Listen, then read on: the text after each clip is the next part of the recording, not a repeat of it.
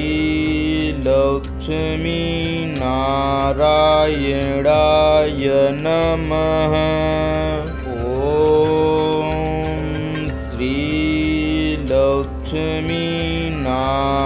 नारायणाय नमः। श्री लक्ष्मी नारायणाय नमः। श्री लक्ष्मी नारायणाय नमः।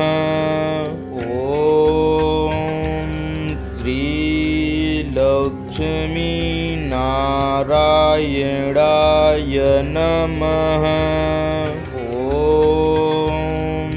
श्री लक्ष्मी नारायणाय नमः। श्री लक्ष्मी नारायणाय नमः।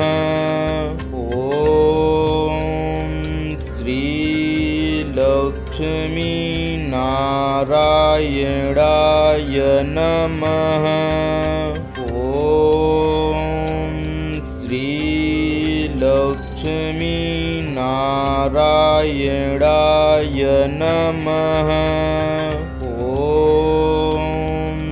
श्री लक्ष्मी नारायणाय नमः। लक्ष्मी नारायणाय नमः। श्री लक्ष्मी नारायणाय नमः। श्री लक्ष्मी नारायणाय नमः।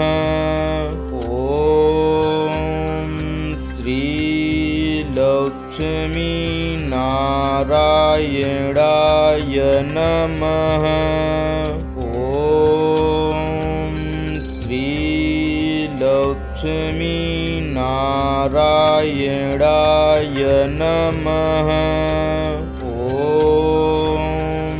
श्री लक्ष्मी नारायणाय नमः।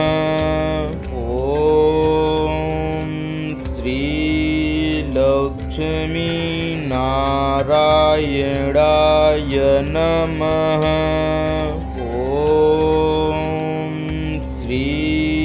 लक्ष्मी नारायणाय नमः। श्री लक्ष्मी नारायणाय नमः। श्री लक्ष्मी नारायणाय नमः।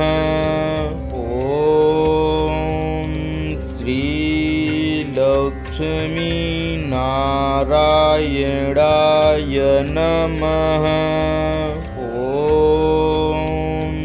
श्री लक्ष्मी नारायणाय नमः। श्री लक्ष्मी नारायणाय नमः।